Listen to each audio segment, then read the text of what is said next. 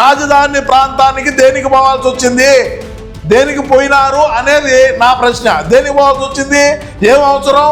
ఇన్ని సంవత్సరాల పాటు ఏనాడు కూడా పోనటువంటి మనోళ్ళు ఈరోజు అక్కడికి పోయి వాళ్ళ దగ్గర మెడిదెబ్బలు తినాల్సినటువంటి అవసరం ఏమొచ్చింది?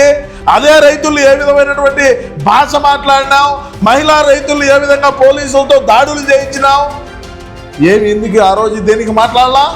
ఈ అమ్మన్ రాంబాబు ఏమి నాకుతా ఉన్నాడా అని రాష్ట్రంలో ఉండే ప్రజానికం ఈరోజు అనుకునేటువంటి పరిస్థితి. క్షమించాలి మీరు ఇటు మాట్లాడుతున్నానని. ఎందుకంటే నమస్కారం ప్రజలారా, మనం ఒక 2 వారాల క్రితం ఒక వీడియోని చేసినాం. మరి మీకు అందరికి కూడా గుర్తే ఉంటుంది. ఏదంటే సిఆర్డిఏ రైతు పరిరక్షణ కమిటీ అని చెప్పి మన పార్టీకి సంబంధించినటువంటి తపేలం బ్యాచ్ పాలేరులు అందరూ కూడా అన్నకు భజన చేసేటువంటి వ్యక్తులు అందరం కూడా మరి ఏ విధంగా మరి ఏదో ఒక రాష్ట్రం ప్రశాంతంగా ఉన్నది, లా అండ్ ఆర్డర్ కరెక్ట్గా ఉన్నది, మరి వ్యవస్థలన్నీ కరెక్ట్గా ముందుకు పోతూ ఉన్నాయి అనేటువంటి తరుణంలో మనం ఏదో ఒకటి చేసి మరి భయభ్రాంతులకు గురి చేయాలనేటువంటి ఒక లక్ష్యాన్ని మనం పెట్టుకొని ఏ విధంగా సిఆర్డిఏ రైతు పరిరక్షణ కమిటీ అని చెప్పేసినాం. ఆ కమిటీలో ఉండేటువంటి వ్యక్తులు ఎటువంటి వాళ్ళు, ఆ కమిటీ మళ్ళా లీగల్ సెల్లు న్యాయ పోరాటం కోసం అని చెప్పి మరి వేయటం కూడా జరిగింది. వాళ్ళ గురించి కూడా మనం ఒక వీడియోని చేయటం జరిగింది. మరి ఖచ్చితంగా ఈ సిఆర్డిఏ రైతు పరిరక్షణ కమిటీ ఏదైతే ఉన్నదో అతి దగ్గరలో మళ్ళీ అమరావతికి పోతారో అక్కడ ఏదో ఒక రకమైనటువంటి గొడవలు సృష్టించి ఏదో ఒక రకంగా రాష్ట్రంలో భయాందోళన, రాష్ట్రంలో ఉండేటువంటి ప్రజానికం అంతా ఓయమ్మ ఏదో జరిగిపోతుంది అని అనుకునేటువంటి ఆలోచనని ఈ రైతు పరిరక్షణ కమిటీ తీసుకోవచ్చదని మనం గతంలో మాట్లాడుకోవటం కూడా జరిగింది.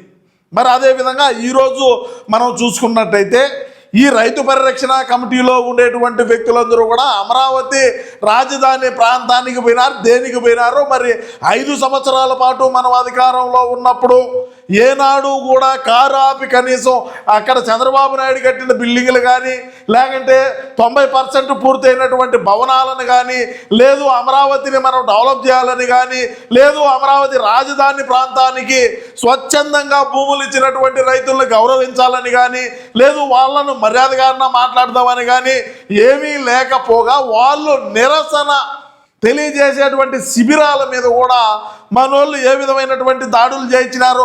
అసలు మనం 3 రాజధానుల నినాదం కదా, 3 రాజధానులు అయిపోయి ఈరోజు మావికనికి వచ్చినాం కదా, అమరావతికి ఏమి నాకన పోయినారా?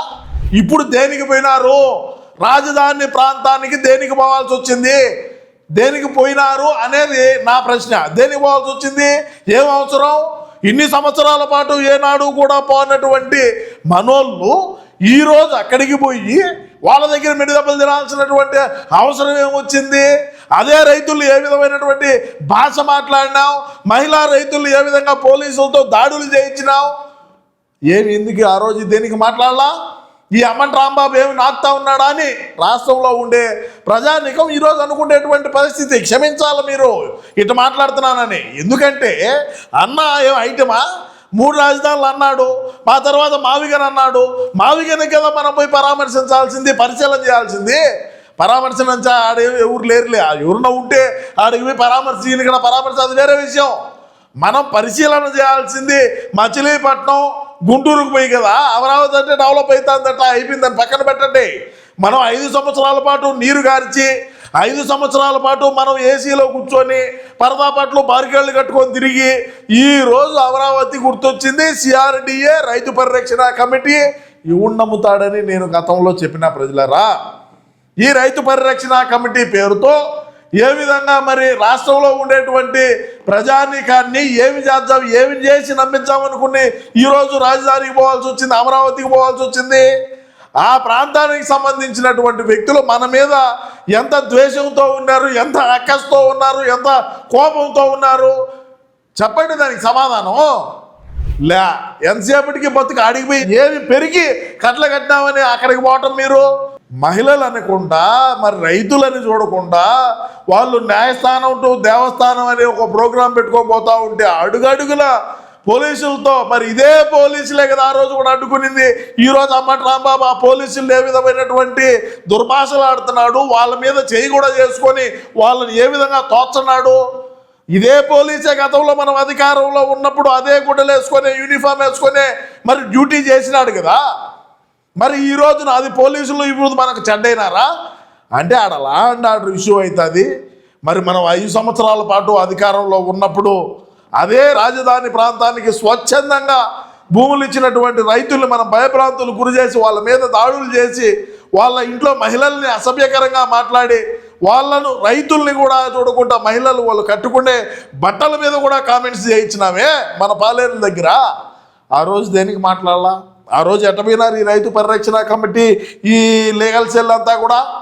ఆ రోజు మాట్లాడరు.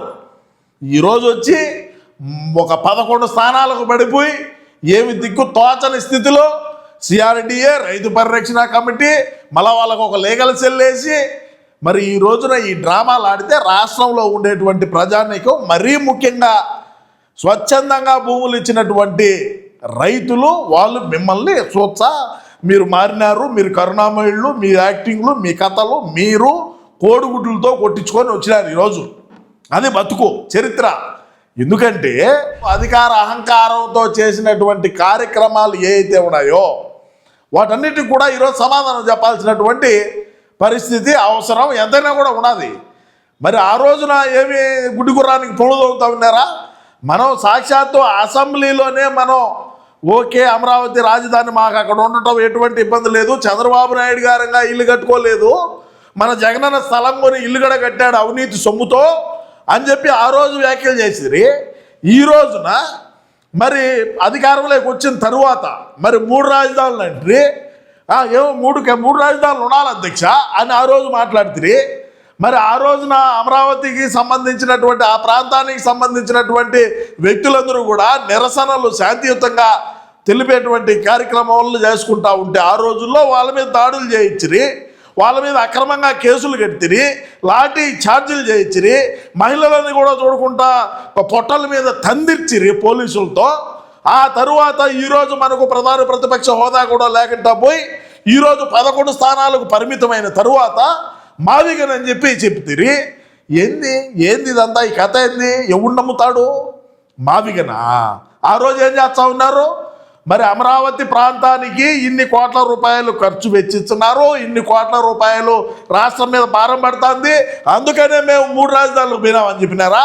అందుకనే ఈరోజు మరి మాకు మాత్ర వేసుకున్నాక జ్ఞానోదయం ఏంది, తెలివి వచ్చింది, అందుకనే మావిగనని చెప్తున్నారా? చెప్పండి, దీనికి సమాధానం చెప్పాలి కదా. ఇష్ట ప్రకారంగా మన ఇష్టానుసారంగా మనకు ఏది ఆలోచన వచ్చింది అది, మన మైండ్ ఏది చెప్తే అది మనం అందులోనూ గోళీలు వేసుకొని రావాలి ఆలోచనలో.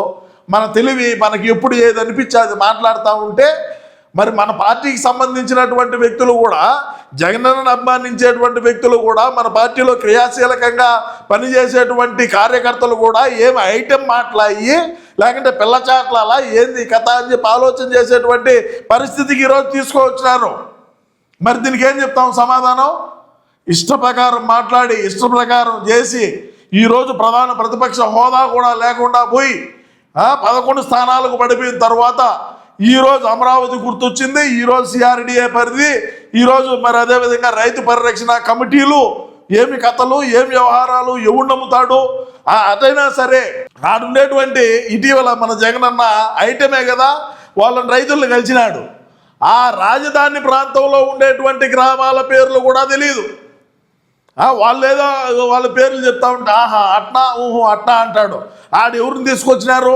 అక్కడ ఉండేటువంటి వ్యక్తుల ఎవరినో దారిపోయే దానాన్ని తీసుకోవచ్చు కూర్చొని పెట్టి మరి మేము అందరం కూడా మీకు సపోర్ట్గా చేస్తాం. ఈరోజు పోయినారు, ఏమైంది? ఈరోజు పోయినారయ్యా రాజధాని ప్రాంతంలో అమరావతి ప్రాంతంలో పోయినారు, ఏమైంది? మహిళలు మెట్లు తీసుకొని వచ్చినారు రోడ్ల మీదకి, చెప్పులతో వచ్చినారు. మా రాయలసీమలో మెట్లు అంటారు, లేదు మళ్ళీ మీరు ఏదన్నా అనుకుంటారు. చెప్పులు తీసుకొని వచ్చి మరి మీకు బుద్ధి చెప్పేటువంటి కార్యక్రమం చేసినారు.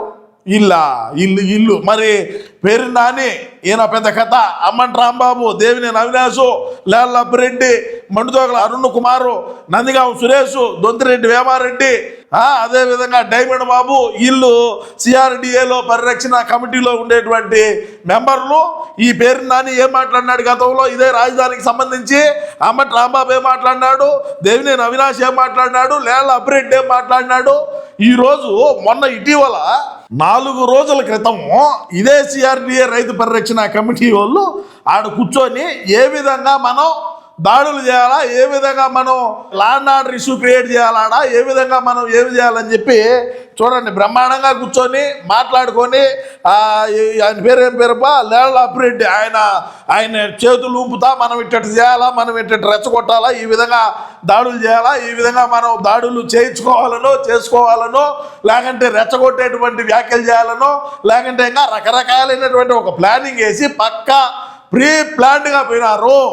2 వారాల క్రితం ఇదే రైతు పరిరక్షణ కమిటీ 8, మరి అదేవిధంగా ఈ రోజున పోవడం, మరి 23వ తారీఖున వీళ్ళంతా కూడా కలిసి సమావేశం అవడం, ఈరోజు పోవడం, మెడిదెబ్బలు తినడం, రావడం, మరి ఇంకా ఏమేమో మాట్లాడడం. గతంలో 5 సంవత్సరాల పాటు ఏడగుడ్డు గుర్రానికి పొడుదవుతూ ఉన్నారు, లేకంటే ఇంకేడన్నా కాంటాక్ట్ తీసుకొని పెరిగేమన్నా కట్ల కట్టేటువంటి ప్రోగ్రాంలో బిజీగా ఉన్నారో ఏమో తెలీదు.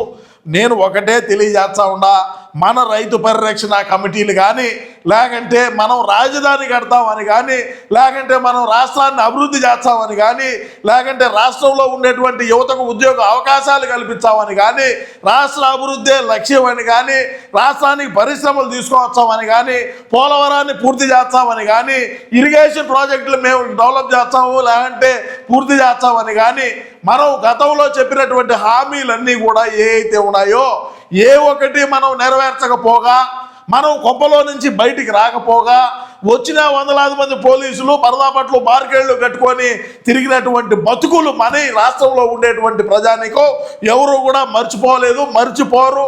5 సంవత్సరాలు మనం పాలించినటువంటి పరిపాలన ఏదైతే ఉన్నదో ప్రతిరోజు కూడా రాష్ట్రంలో ఉండేటువంటి ప్రజానికం అందరూ గమనించి కూటమి ప్రభుత్వం పనితీరు ఏ విధంగా ఉన్నది, మరి ఆ గతంలో అధికారంలో ఉన్నప్పుడు పని ఏ విధంగా చేస్తూ ఉన్నారు, ల్యాండ్ ఆర్డర్ ఏ విధంగా ఉన్నది, వ్యవస్థలు ఏ విధంగా పనిచేస్తూ ఉన్నాయని చెప్పి ప్రతి ఒక్కరూ కూడా అందరూ గమనించుకుంటానే ఉన్నారు.